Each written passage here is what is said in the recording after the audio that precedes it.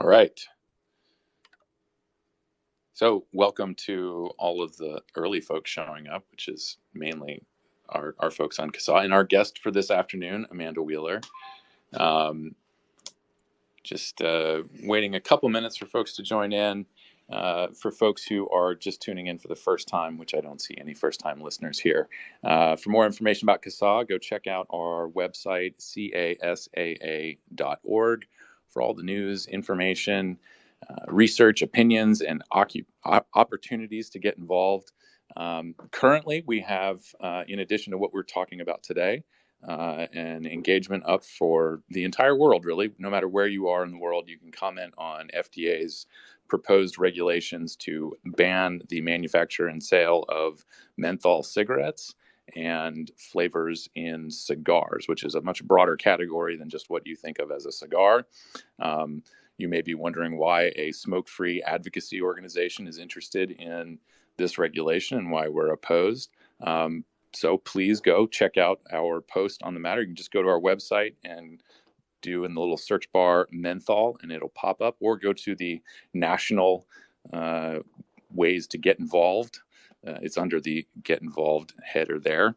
And you can find all of our justifications for why we are opposing this and what we're encouraging people to share in their comments. And so I'll let everybody go do that on their own time.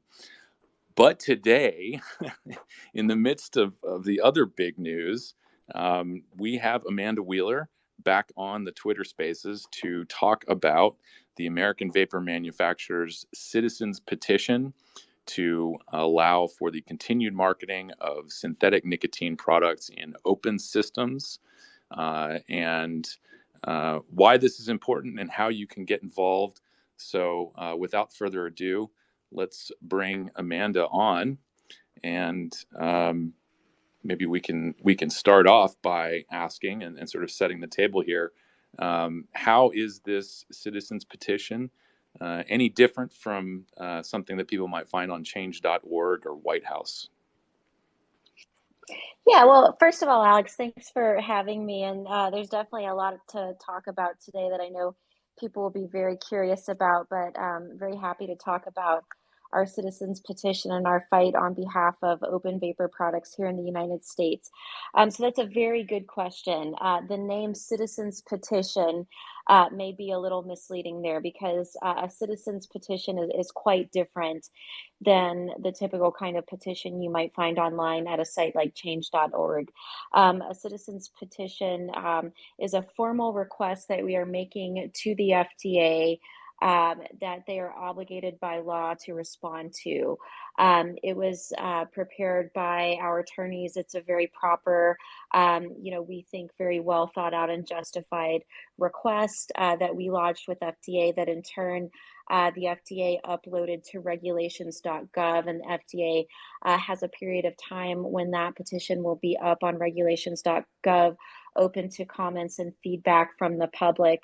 Anybody can go weigh in and comment on that citizens petition, whether they are an industry stakeholder that has an application with the FDA, whether they're a consumer of these products, whether they're an advocacy organization, or in fact, whether they're an opponent of vaping products. They can also weigh in with that opinion. So it's literally up there for anybody that has thoughts on the matter to weigh in on. And so that is how it's different. It's a formal request, a formal petition of the government that the government has to receive public input on, and that they eventually have to issue a formal response to. So one of my first questions was, and this is not a new kind of situation that we're all experiencing, but given today's news about the likelihood of Juul's PMTA being denied, what kind of, even if this is something that gets a lot of support, what kind of faith or confidence do you or anybody else have that FDA is going to give these synthetic nicotine PMTAs the attention and review that they deserve? Oh, believe me, we are executing our very best efforts in this direction, but I think you'd be hard pressed to find anyone who has less faith in the FDA than I do. Um, I mean, and we can talk about the news that came out today. I know that's at the top of everybody's mind, but that's just the latest in a long line of examples of how badly FDA has botched this entire situation on reduced risk harm reduction products. Particularly when it comes to vaping. FDA didn't give. FDA never gave small companies a fair shot at this. I mean, let's be honest here. PMTA at its core is a fundamentally flawed system. I mean, we could do a whole Twitter space on why FDA is just fundamentally the wrong approach to take to vaping products. With they're all of these products are basically endless combinations of the same core set of ingredients, right? You've got PG, VG, nicotine, and flavoring, and from that, with the different nicotine levels, different combinations of flavors, different PG, VG ratios, it extrapolates out into millions of products. But at the core, all of these products are basically the same. And this is always something that I thought should be approached with product standards and manufacturing standards, as well as a strong look at with how the products are marketed and advertised. But this whole system that FDA has set up is just fundamentally broken to begin with. So there's that issue that just from the start I disagree with the whole premise of the way that PMTA is approached. But at the same time, look at how FDA handled the tobacco derived nicotine applications that were submitted in 2020. Look at even now how they're handling, the big tobacco applications, the jewel applications that had hundreds of millions of dollars of science behind them. So there's no reason to have any faith that they're going to give synthetic nicotine applications a fair shake. They were given 60 days to put these applications together. You can't do these applications in 60 days. On top of that, FDA was given 60 days to authorize these applications one way or the other to make a decision. That can't be done. And so this whole system is broken. So I have very little faith in it. But at the same time, we have to operate within the system. And so to that end, we do meeting requests, we have listening sessions, we're doing citizens petitions, we've submitted tons of formal letters to FDA, we've talked to allies in Congress, we've had them putting in communications to FDA. And so, we've got to fight this battle, but I have very little faith in the FDA at this point. Yeah, faith was probably a bad choice of words on my part. And I know I've said it before. There should be no faith or trust in government whatsoever. This really is a matter of confidence. And you touched on a really important point here, which is that FDA has given manufacturers such a short window of time in order to get this stuff in, and Congress, of course, gave FDA, it seems, such a short window of time to review things. But synthetic nicotine isn't new. Some may say. I remember seeing synthetic nicotine products available. I think as far back as 2016. And so certainly there must be people out there arguing that, well, the industry's had years to put these applications together, and why aren't they doing that? Or maybe they're taking advantage of the systems, not going forward with getting these applications done years ago. I mean, does that argument hold up? Does that make any sense to anybody? I don't think it does hold up. And, there are several different angles to come at this. But as you referenced, Alex, these are products that have been around since, 2016, possible. I think 2014 is to my knowledge, how far back they go. Certainly someone else may have more expertise on that. But, there are people that have been looking at synthetic nicotine for a very long time as a way to make a total break from the tobacco plant. There are arguments that with synthetic nicotine, you don't have TSNAs, tobacco-specific nitrosamines, which are the basis of what spawns off a lot of those carcinogens that you see in cigarettes. So there are people that have been looking at this space for a very long time as a way to bring consumers the cleanest nicotine possible that has absolutely no connection with tobacco in any form. And certainly there are manufacturers that were looking at it as a way to develop and innovate new products in the wake of FDA's complete denial of all the applications in 2020. Outside of vape, you've got people in the oral pouch category that are looking at synthetic nicotine products as a way to bring clean versions of those products to market. So there's a wide variety of stakeholders in this space for sure. Yeah, for sure. And shifting gears a little bit, one of the things that seems um, maybe kind of a central point in the petition is this comparison between open system products and the closed system products. And of course, all of the news that was generated about, certain brands that, specifically, closed system brands that sort of exploited a quote unquote loophole in the law. I don't think it's a loophole; it's simply just an oversight. But in order to keep selling their products, the question that popped into my mind was, is this petition an example of product exceptionalism, meaning that open systems are somehow better or preferred over the closed systems, in terms of a harm reduction strategy, or is this something? I mean, are you guys sort of pigeonholed here, where you are a manufacturer of open system products, and that's what you and the members of AVM should be advocating for, and making sure that you can keep your products on the market. But again, we see the product or sort of drug exceptionalism in the drug harm reduction space. I'm wondering if that is the case here. Now, we don't want to fall into that trap of saying that some products are more worthy than others, because certainly, there are a large number of smokers out there and they all respond, better to different products. One size doesn't fit all when it comes to harm reduction. Some people are going to do better with a closed system. Some people, are going to prefer an open system. Some people are going to prefer a pouch. Some people may prefer heat not burn technology. But I think it's always important to remember that, AVM is a trade association. It is our job, and our duty to represent our members, and our members are manufacturers of open systems products. And so those are the products that we're at the forefront advocating for. We're representing our manufacturer members, we're representing the retailers that sell those products, we're representing the consumers that those manufacturers produce these products for.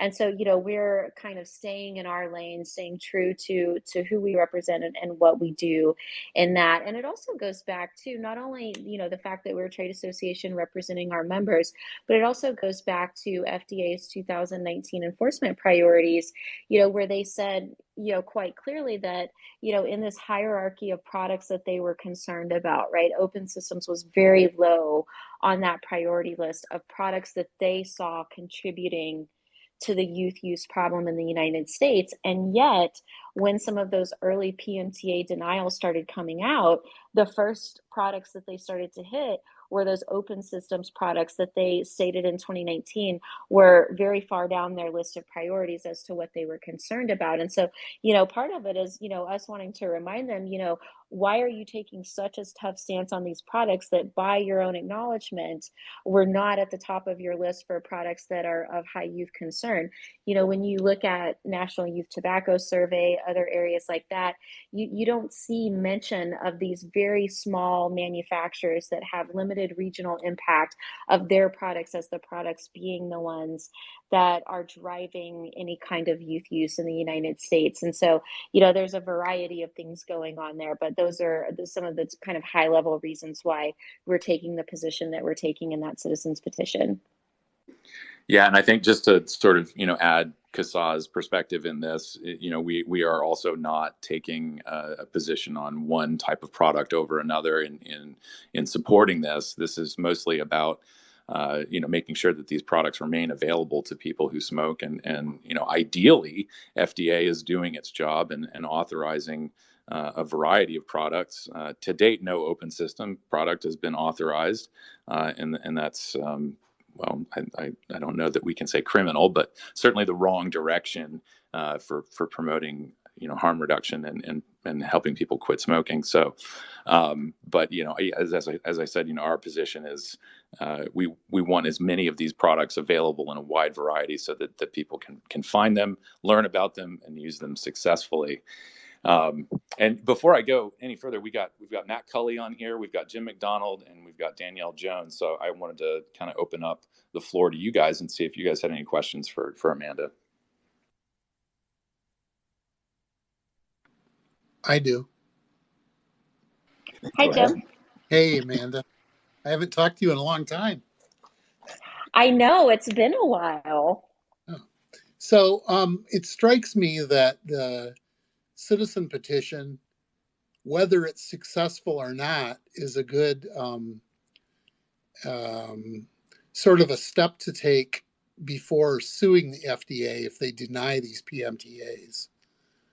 Um, is that something that's in your mind?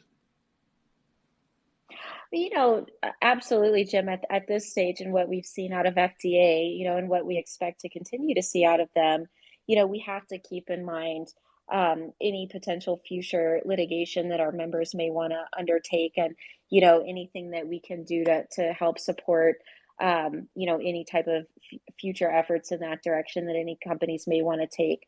Right now, we're in this period leading up to this mid-July deadline where our advocacy organizations across the board, you see all of them taking all sorts of actions because, we can't leave any stones unturned here in our fight to keep these products available. So, you see a lot of meeting requests happening from various organizations. You see a lot of formal letters being put in, and the citizens petition is just one other legal avenue that we have to communicate with FDA on that. And so absolutely, we have to do everything that we can. And there may be litigation value in it in the future down the road. There may not be, but certainly it's just another tool that we have at our disposal and another avenue that we have to pursue. And Right. I do think the fact that it's filed on regulations.gov as a part of the official record on this topic, as a place where people can register official comments that will become part of the record. I do think that's important. Very good. So, a little history lesson for anybody who doesn't remember this. Back in 2017, just before Scott Gottlieb announced that the deeming that the PMTA deadlines would be postponed, there was a citizens petition from Enjoy to the FDA asking them to do that. So I can't say that the citizen petition resulted in Gottlieb making that decision, but it certainly couldn't have hurt. And citizens petitions have worked regularly for in the pharmaceutical industry where they're often used to request um, changes in regulation on generic drugs. So it's a regular, it's something the FDA is familiar with. It's not like some weird thing that anybody should. I don't know. I lost my train of thought. But anyway, so Alex has put together on CASA a call to action for this. That's really a great page. He has sort of a summary of the citizen petition. There's a link to the actual text of it, and you can make your comment to the FDA directly in the call to action, either using the pre-written text or altering it with your own comments, or removing it completely and putting your own comments in. So it's really easy, and hopefully CASA will be tweeting that out soon. Yeah, no, I actually plan to send an email out to our membership either later today or tomorrow, whatever's the best time for people to open emails. Reminding folks, of course, that we've had this conversation with Amanda, and of course the link to the engagement to get involved. And I am a little bit, I think, in that camp, with regard to the Enjoy citizens petition. It's not any one thing. This is what we've been saying for years. It's not Right. any one effort that accomplishes what we're looking for. It's a combination of things. So, this in conjunction with people having meetings with FDA and other engagements with the regulator is certainly really, really helpful. And we do have a history of driving thousands of people to participate in these things. And so I hope we can do that again, and get consumers' voices heard on this. So yeah, just my little 2 cents there. If you had more to say, Jim. I didn't really have anything more to say about that. I think that the idea of creating a rule and you know the idea of the FDA demanding that you um, submit PMTAs and then remove the products in just a couple months' time is incredibly good grounds for challenging any PMTA denials that come from it. Even better grounds than um, companies had before. And many of those previous MDO challenges are still pending in federal courts around the country. There's still a lot of legal challenges to the FDA to be done, and a lot of answers that we haven't gotten yet as to whether they'll be successful. And that's my story. Well, I just wanted to say thank you all so much for putting together that call to action and sending it out to all of the consumers, a part of CASA. I really appreciate that on behalf of all of our member companies. We really appreciate the support of our consumers, because it is something that, we want to get the word out about this as quickly as we can, because that July deadline is fast approaching. And, it is one more avenue for people to have a chance to have their voices heard and to weigh in on the matter. So thank you guys for taking the time to do that. Well, yeah, no, and thank you guys, of course, for undertaking the effort here. But that brings up another question. Was it's something that I either kind of got lost in all of the text and stuff, or it just is not clear to me. Is there sort of a hard and fast deadline on submitting comments, or are we sort of using this? What is it, the July 13th, sort of as a de facto deadline here? That's a great question, Alex, and I should know the answer to that. I will speak with Azim Chowdhury, who is our attorney who was helping to put together the citizen petition, and I will get back to you with the answer on that. I know that the deadline that we all have in mind is that July 13th deadline, but I'm not sure of the comment deadline. So I will take a look at that and get back to you on it. Awesome. Thank you. And now I don't feel so scatterbrained. It just is not clear to people. So it'll be great to clear that up. But for sure, it does not take away from the urgency at all. Even if it's, August or something, we do have this July 13th deadline. So we'll all be working to get as many comments as we can on the citizens petition.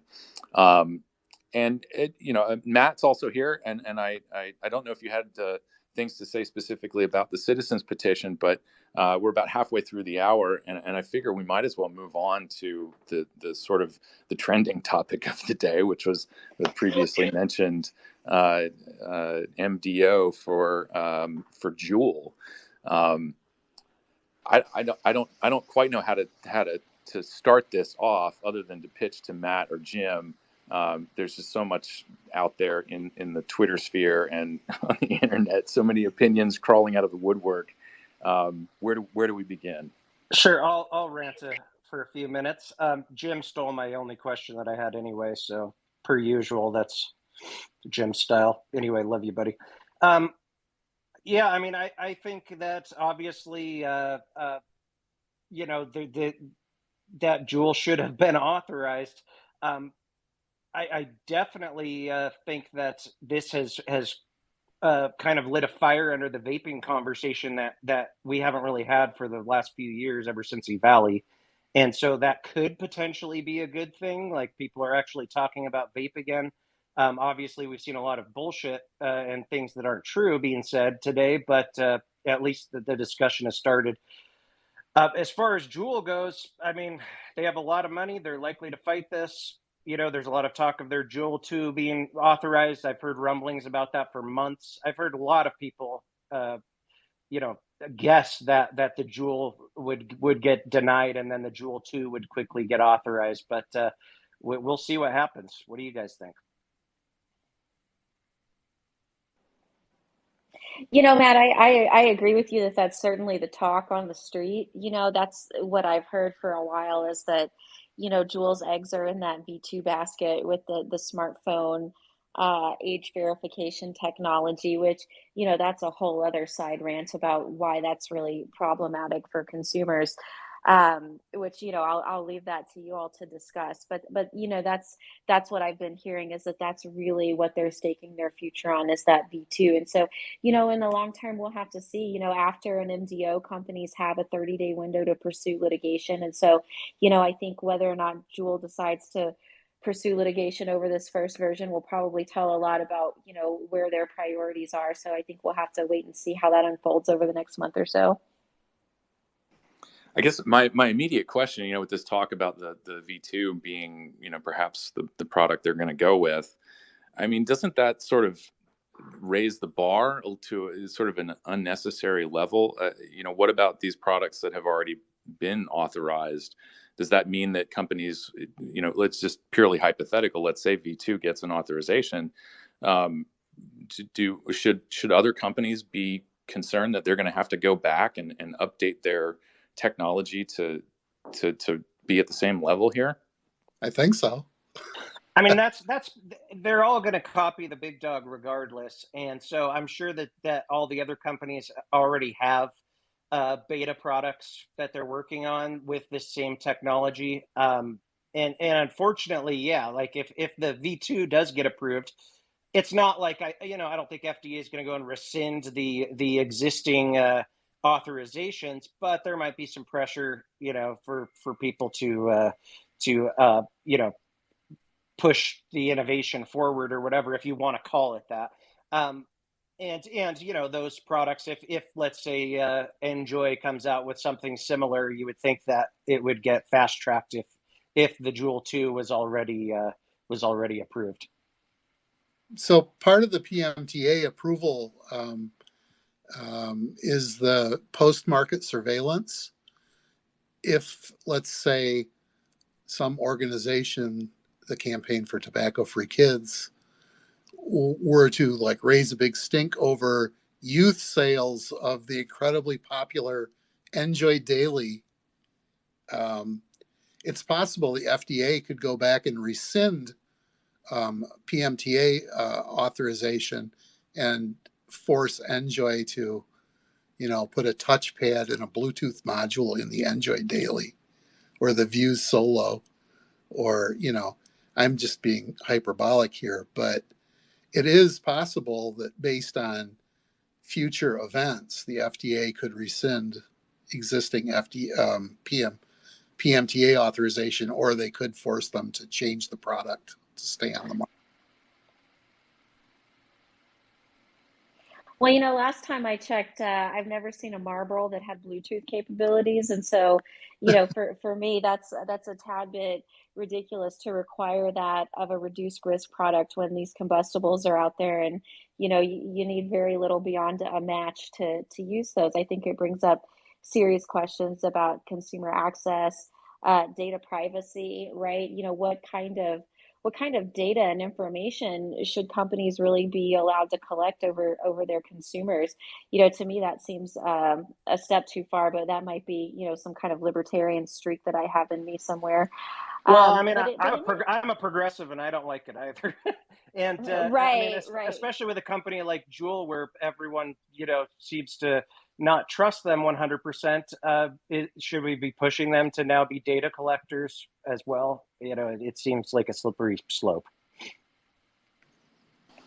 To Amanda's point, and forgive me if this is a dumb question, I don't know a lot about the Juul 2, but so part of it's, the newness of it, right, for anybody that doesn't know, is that one part is that it has some sort of special technology in it that prevents any counterfeit Juul pods, right? So you can't use, some third-party pod with it where you potentially don't know what's in it. But then there's an age verification aspect to it as well, right? That's the Bluetooth that has to hook up with your phone or something to that effect. Am I right with that? Yeah. And so it seems to me then, for someone to be able to use this, you would have to be of a certain socioeconomic status to, not only have a smartphone, have, a working plan, that sort of, it seems to me that from a consumer standpoint, it raises the bar and the, burden to get access to this technology for those who may be in a higher socioeconomic status, right? That have a smartphone, Absolutely, yeah. That have a plan, but you can go buy cigarettes, which require no technology, as Amanda eloquently said, other than a match. And so that seems ridiculous to me. I mean, I don't know if you guys have thoughts on that, but it just, I mean, to me, it kind of seems like VR technology, right? Like a lot of these tech companies want to push VR, but the the burden to get in there is hundreds and hundreds of dollars to afford some sort of, technology like that, which the average American is probably not going to do. It seems similar here. Like, why would you make, the technology in these only available to a certain, demographic? Well, yeah, and obviously it's going to affect the poor. And then what about, tech naive people, the 70-year-old grandma that's wanting to vape, who's been smoking her whole life, and like that could be overwhelming. Like, a tech product like that, and you got to register your fingerprint and go in and put in all your information. So it's definitely going to turn some people off. So I I think mean, listen, everything, I barely know how to get on a Twitter space, right? I mean, I am not a technologically savvy person, but in the grand scheme, there are people that are far worse off in that realm than me. I mean, I think about our customers and our stores, like Danielle said, they are older people. I see Helen in the audience of the Twitter space here. I mean, she works with an unhoused population, trying to get them access to harm reduction products. Why are we making this so hard for people just to quit smoking? It seems a bit ridiculous to me. so I agree with that. And I think the reason is that everything the FDA does, or the Center for Tobacco Products anyway, is geared toward preventing youth use. And they don't really care what happens to adults. Once you've started smoking, once you've been smoking for 15 or 20 years, you're dead to them. And Well, they this don't this care. Juul decision today, I mean, that tells you everything you need to know about that, right? Love Juul or hate Juul, it's hard to argue that more people have used that particular product to switch than any other single product. Right. And yet that product has been, thrown out with the trash, despite them, spending what, $100 million+ to show FDA the science of the product. That was simply swept away because of the youth appeal of that product, which I am no defender of Juul. This is an awkward position for the FDA to put me in. But look at everything that Juul has tried to do to get beyond some of the ways that company started out. They ditched their flavors. They put in all of this age verification technology at point of sale. Like, no one can deny that they've gone to lengths to try to rectify some of that situation, and it has been the most effective product used by the largest number of smokers, and that doesn't weigh into the calculus at FDA at all. I Yeah. will say though, and like maybe feel free to pipe in and disagree with me because I'm not 100% on this, but I'm slightly giddy about the potential prospect of an FDA versus Juul showdown. But I could completely eat my words on this just because, I mean, and we've had so many companies getting MDOs that don't have a voice. They don't have the money to have a voice. Obviously, Juul does. We'll see where that goes. But I mean, at least there's kind of a big dog that's in the camp with all those folks that have been beaten down and screwed out of their livelihoods. So one thing about that is Juul hasn't showed throughout its history any willingness Yeah, totally. You're right. to fight a battle. But So they haven't been in this position before. But you're absolutely right. Like you're they've right, been. but we don't exactly know what position they're in, because there may very well be a sweetheart deal in the works where Yeah, yeah, they know that this is going to get MDO'd, that the original product is, and that the V2 is, yeah. coming It all road. depends on when the V2 gets authorized. Obviously, they don't want any day or week or month to pass where there's no Juul products on the market. So Correct. if there's even a 6-month span here between this and the V2 getting authorized, they're still going to fight to keep Well, their I think V1. there's a good chance that they're going to get a stay of their MDO right Yeah, away now. But so the other thing is, this is so clearly a political decision. It's just because they've already approved or authorized, sorry, the Enjoy Ace, which is basically the same product as the Juul. So any decision they're making on the Juul that they didn't make on the Ace is based on non-product considerations, to put it, charitably. but They're they have they're denied punishing other Juul products, for right? what they've done in the past. I mean, I agree with Jim. I have a hard time believing that Juul's application is anything short of nearly flawless, considering the resources, the money, the time, all of these. I can't imagine that their, PMTA would be, lacking more so than Enjoy's, which is a fantastic company, but they're much smaller, right? And so I'm really curious to see, what exactly, I mean, they are vague, so I don't have hope here, but to see what they're, what they cite as the reason for denying it. Because, I mean, I would imagine most of us would agree Juul has some of the best science and the best resources out there. Well, that's where they'll use the youth risk thing, and there's so much vagueness to that they can, that's kind of what they can hide behind whenever they need an excuse. Yeah. I sort of keep coming back to, it seems the parallels, the comparison you made, Jim, between the Enjoy Ace and Juul, brings this up. I don't know whether I had heard this or came to the question on my own, but I understand that a marketing plan is a significant part of any application, and so this could come down to not just the marketing plan, but also steps a company is going to take to keep products away from people who are under 21. So I suspect it may come down to that. And of course, we've been talking about biometrics and all this other phone app stuff involved with age verification. But the other question here is, what is actually marketing to kids? Is it a demographic thing? Is it the use of colors? Is it the use of imagery? What is it can anybody nail this down and give an answer that doesn't involve, well, I know it when I see it? Well, I think they're just going to go on their past data, which we know is flawed. We know that juuling has become a term for all kinds of products. I have a teen that lives in my house, and it's become ubiquitous for everything. But I mean, I'm assuming that's the only thing that they have to fall back on is just the data of youth use. I definitely have something to say on this topic as someone who is, a trained professional graphic designer. I completely agree with Alex. When you talk about marketing to kids, to me and to most people who would be in the advertising or marketing industry, that would require a very, specific set of steps, right? Taking out advertisements in Highlighter magazine or Toys R Us or something. I mean, marketing to kids should have a pretty clear, set of steps, not something like using bright colors or, using illustrations as opposed to photographs or something like that. Like from a design standpoint, it is absolutely arbitrary. And I have a huge problem with that because, unless a company is actually putting their products in a advertising platform where the primary demographic is young people, I feel like it's ridiculous to accuse them of, marketing to youth, especially considering what they use are things like bright colors or the fact that they come in flavors. I mean, I have a serious issue with that.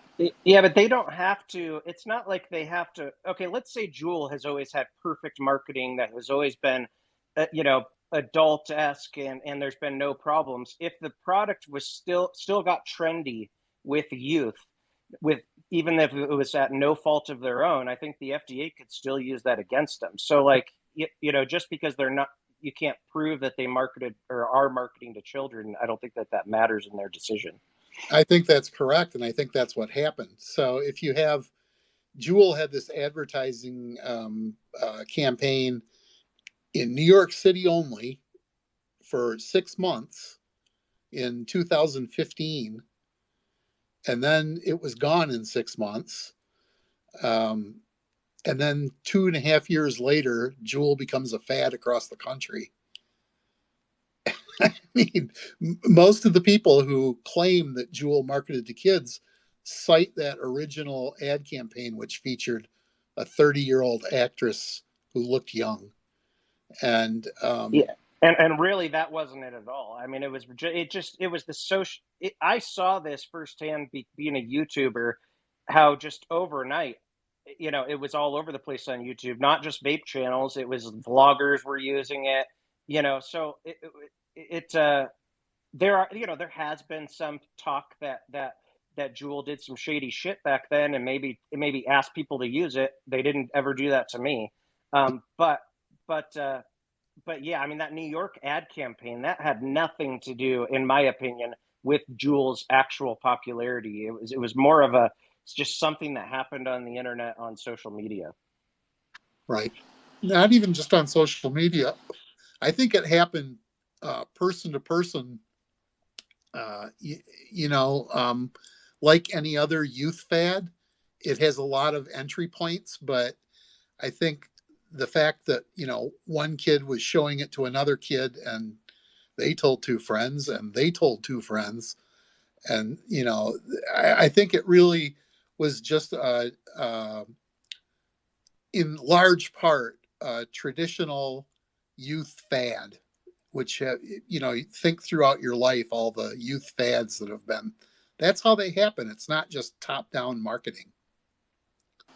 I think a lot of it had to do with the fact that, for those of us who've been, around the industry since, the early days, the the pod style devices were, I think we can all agree, largely, out of fashion when Juul popped up, right? Most people had sort of abandoned the Cigalike style because the technology wasn't that great, right? I remember the early days, working in the industry and marketing these things, and they didn't work very well. Half the time they'd show up from the factory, and when you took a puff on them, they didn't actually activate. The technology wasn't good, it wasn't satisfying.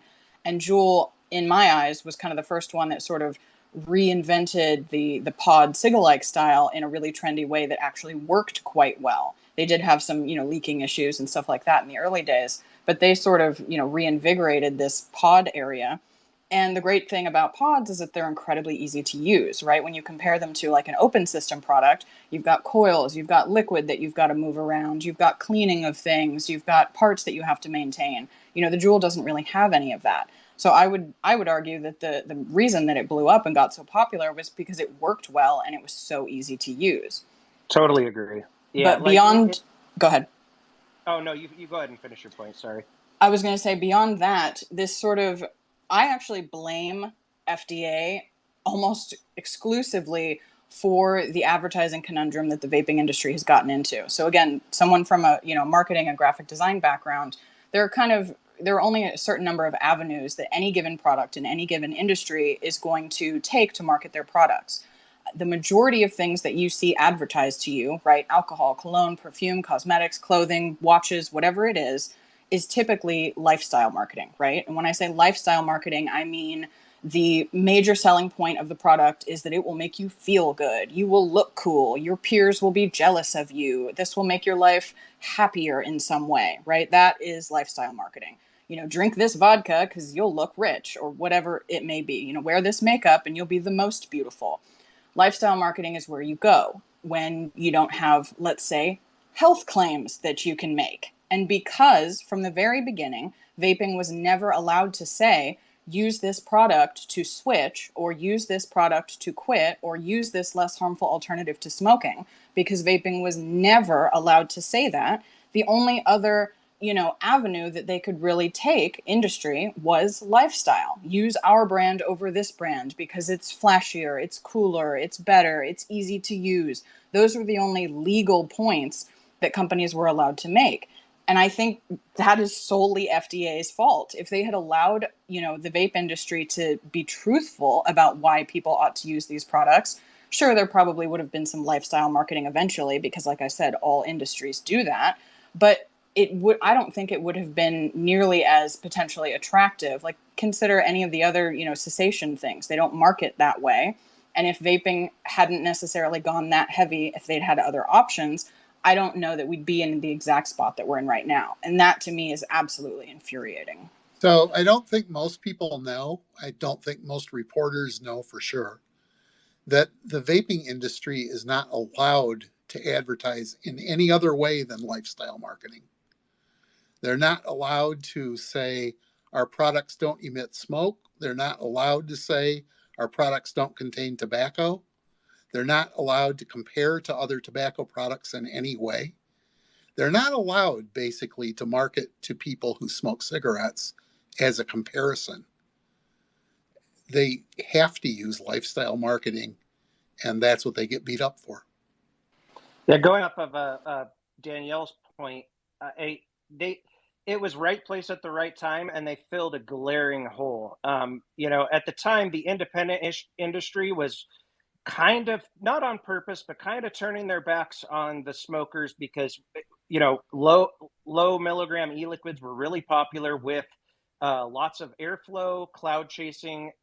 Those were the types of things that were getting really popular at the time.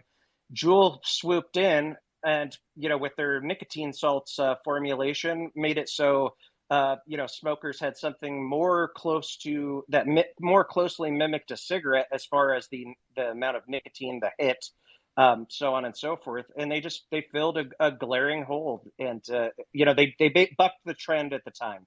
It was you guys that have been vaping for a long time probably remember. I mean, it was all about cloud chasing, low milligram, lots of power with vapes So back in 17, around there. I agree with that, but I think you kind of have to separate what made Juul popular with people who smoke and um, what made it popular with kids, which was really just, again, Well, yeah, I mean, mostly bad. yeah, unfortunately, a more effective e-cig is going to, you know, Yeah, have more nicotine and potentially be more habit forming, right. and that's the catch-22 of the whole situation. I guess You know, one of the even things. Oh, go ahead, Amanda. a bit of a change of subject, but this is more of a process point, and um, this is how messed up is it that this news came out via the Wall Street Journal, a quote leak, right? Which I think a leak implies somebody, low level in the agency went rogue and got some information out that the agency didn't want to have put out there. I don't think it was that kind of leak. I think, if you look at the pattern of, this particular reporter and these exclusives that this reporter gets, I think this is information that FDA is purposefully giving to the media before they're putting it out in the proper channels. And if I were an executive over at Juul, I would be furious that this is how I found out about this information. Even my tiny company, when we got our MDO for our PMTA, how we found out about it was we came out on FDA's public list of denials. That was before we received any kind of communication from FDA, any kind of denial letter. Our name was just put out there on this very, very public list. But in this case, it's even a little worse because it was put out there in this very prominent national news story that very quickly became, the number 3 trending topic on Twitter. And just what a mockery of the process that is how FDA is putting information out to the public with these, quote, leaks to the media rather than going through the process of properly notifying companies of their application decisions. To me, that just, reeks of malpractice on the FDA's part. Yeah, that's a pretty typical thing in Washington, though. It makes me wonder if there's some sort of, larger strategy at play here. Like this is, Right. my opinion and speculation. The strategy is to get Senator Durbin to stop yelling at the FDA. Yeah, and I think people have always said, like, if they're gonna approve Juul or authorize Juul, sorry, they will have to have some cover to do it, and maybe denying the V1 and then approving the V2 is kind of their cover. And maybe Juul does already know about this, but who knows? Yeah, who knows? Yeah, I mean, there's plenty to speculate about, but to me, I mean, that's just so unprofessional. That's not the way that this kind of information needs to come out there. Is, an announcement from the Wall Street Journal that FDA is planning to do this, right? Yeah. I think it's just we all know that this is not a process right now that's being driven by science or data. It's being driven by politics. And it's also, I mean, let's be honest about it. FDA is making decisions right now based on who they would rather face in a court of law, right? Do you want to face Juul in a lawsuit, or do you want to face Campaign for Tobacco Free Kids, the Academy of Pediatrics, the Medical Association, Heart Cancer, and their 1,000-word coalition of bullies? Who do they want to go up against in the court of public opinion? Do they want to be seen in the court of public opinion as battling against these companies that are corrupting the youth? or in the court of public opinion, do they want to be tried for enabling, the perversion of the youth? And I think, it's really shows through in how this information came out. They're making some very conscious decisions about what side they want to fall on here, who they want to do battle with in litigation, who they want to do battle with in the media, and not to mention, I think it's very valid speculation that this may be a very disingenuous way of setting the table and greasing the wheels for some kind of, authors.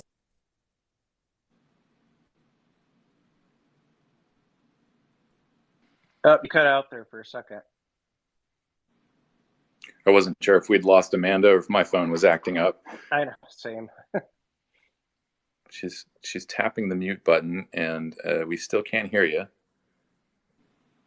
But yeah.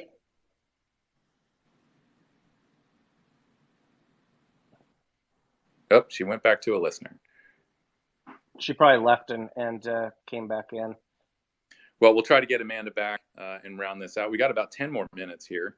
And I had a little bit of a devil's advocate question. I don't know if it's going to spur any discussion or it's a simple yes or no answer. But, when we were talking about marketing, one of the things that sort of rattles around in my head is, we don't see ads for diverted medications, or, I don't know that anybody has ever seen an ad for heroin or methamphetamine, other than what is prescribed to children. So, in how the question, and this was originally maybe directed at Amanda, is, as we were talking about, Juul's popularity really built on word of mouth, and one kid turns to another and says, "Hey, this is amazing, try it," and then everybody jumps in, and we've seen products go viral with a minimal amount of marketing. I'm not just talking about e-cigs. So how does the industry tackle that word of mouth marketing and that sort of curb appeal, if you will? And if the industry can't do that, is it then the role of the regulator to step in and, for example, make the products boring and only available in tobacco flavors? I mean, I know we hate to do this, but the exact same thing has played out with alcohol for decades, right? I mean, alcohol companies, right, they use lifestyle marketing. Obviously, there's some limitations on what they can show, but they do, flavored things. They do all kinds of different stuff. And we know that underage drinking is a problem. We know that kids actually die from it through drunk driving or alcohol poisoning or all of these other things. Yet Congress and no one else seems to be, directly holding these manufacturers responsible for that. It's like, well, what can they do?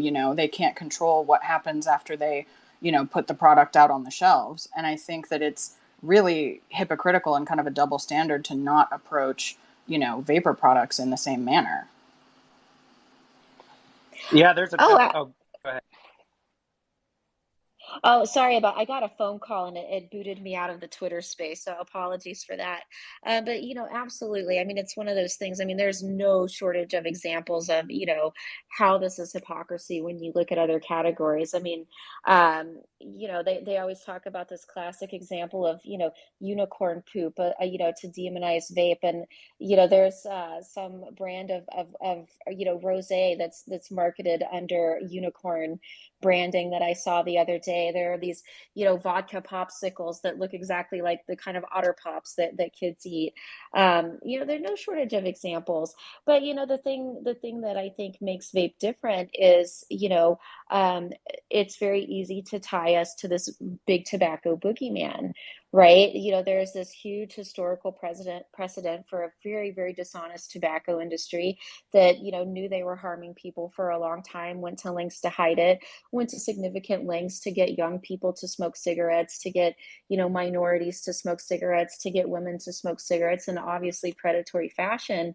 And, it's been painted as, vape is just the newest incarnation of that. And so it makes it very easy to demonize these products and vilify them and treat them very differently than other product categories are treated. It's also human nature to always go for people to go after new perceived risks harder than old perceived risks. Like alcohol already had its bite. We know what happens when you ban it. So it's just like accepted, kind of like car crashes are accepted, as a risk of society. So they tend to. But yeah, I mean, I totally agree with you, Danielle. I mean, there's an epidemic of fireball shooters. I found some in my kid's car, and now she's grounded. So there's we've seen these issues in other industries, but people just are not wired to care as much as they are when it's something new and scary to them. Also, I think something that they use, right? The issue with alcohol is that a large majority of people, consume alcohol in some way or another, right? Socially, a drink after dinner, whatever it is. And so when you use the product, especially without any sort of problematic use or anything like that, you defend it more vigorously, I would say. And you dismiss some of these more, hyperbolic and outrageous claims because you have personal experience with the product and you know that that is not exactly the norm. But with vaping, it's a much smaller, group of people, especially, like in the United States, that use these products. And so, oh, well, it doesn't affect me. So, yeah, sure, ban it. I think that's a big reason why, the alcohol argument can oftentimes fall on deaf ears is because people have experience with alcohol. They don't have experience with, vaping or Juul. So it'll be interesting to see in the years ahead um, what happens with regulation on vaping products when the generation that used vaping products takes over in Washington. So, I mean, if you go and look at under 30s right now, more of them vape than smoke. And smoking is virtually dead in high school populations now. Something like 1 out of every 250 high school kids smokes regularly. So um, I think that as these young people grow up, a generation that even if they didn't vape, they know people who vape. They know they don't drop over dead. They know they don't get popcorn lung. That a lot of the hatred of vaping based on ignorance, which is what Danielle's describing, is going to fade away, and we'll have to see some policies instituted based on actual reality. On one hand, yes, but on the other, I mean, that generation, the millennials and the Gen Zers and stuff, they're the ones that are being targeted the hardest with the anti-vape stuff. So, I mean, if I've seen just as many of them repeat, the crap about popcorn lung and so on and so forth.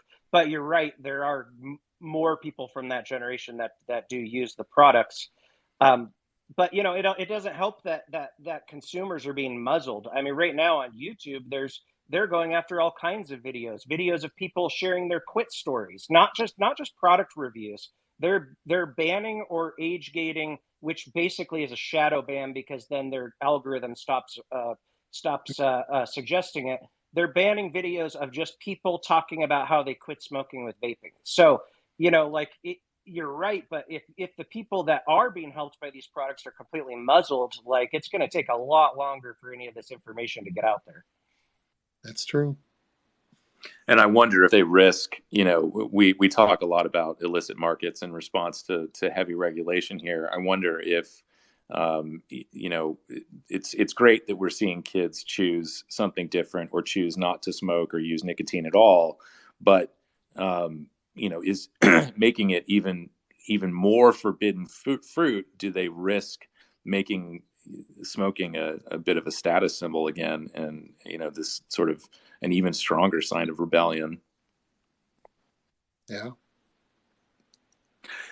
Well, we have officially reached the almost officially reached the top of the hour here, and I know, Amanda, you got cut off with a phone call, and I want to make sure we at least give you the opportunity to have the last word here. In that, if you wanted to complete that thought that you had before the phone call, or if there's anything that we haven't touched on or paid enough attention to, this is the opportunity to swing for the fences. Any closing thoughts, Amanda? A couple closing thoughts. I'll try to be brief. It's not my strong suit.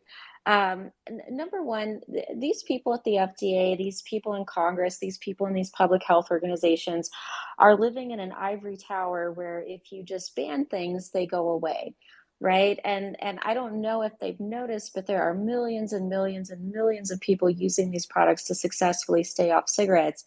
And that is not just going to disappear. I've been very, very consistent about this point. You can deny all the applications you want to. You can pass all the laws you want to. I mean, come on, how many states in this nation have flavor bans? Flavors are still being sold in those states every day. All they're doing is driving this stuff underground and making it, potentially more unsafe by pushing it into a black market. We saw it happen with alcohol prohibition. It took a few years for them to realize that that wasn't the direction to go on that. And, we may be going through some dark days ahead where we go through this prohibition era before, it's ultimately realized that that is not the appropriate approach to take to these products. And, I think we are in for some very dark times. And, it's going to be a long fight, but, my opinion on this hasn't changed. I think ultimately the truth is going to prevail in this arena. It's just going to be, a very frustrating time for us in the advocacy space. Where the products maybe aren't as available or aren't as legal as we want them to be, and we're going to have to fight tooth and nail to get them back to that status. But I hope that we all have the stamina and the determination to stay the course in what I think are some ugly times ahead. Very good. Agreed, for sure. And as always, we can say this now that this is the second time you've come on our Twitter space. As always, it's a tremendous pleasure to have you on, Amanda, and we're very grateful for the work that you're doing. And for those who didn't catch the Global Forum on Nicotine, GFN, Amanda spoke there as well. And I know that your presentation is available on the AVM Twitter account. So for anybody who hasn't caught that, definitely go and check that out. And of course, you can listen to this Twitter space on the replay immediately after we're finished, and we'll have this up on our SoundCloud. You can get there through our website or just go to SoundCloud and check out CASA Media. Again, a reminder that the citizens petition filed by the American Vapor Manufacturers is open for comments right now. You can get to that through our website, CASA.org, CASAA.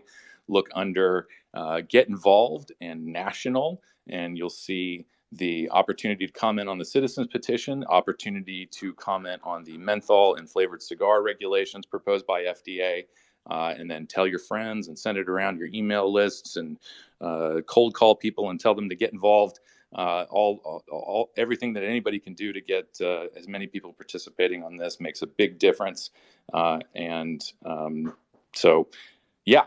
Thank you for everybody showing up and listening, taking an hour out of your day to listen to this conversation. Hopefully it was informative, stimulating, engaging, all of the things. And I think I've mentioned almost everything except for our store. Go buy some t-shirts, CASA merch, the CASA store. You can get there on our website as well. Follow us, of course, on Twitter, Facebook, Instagram.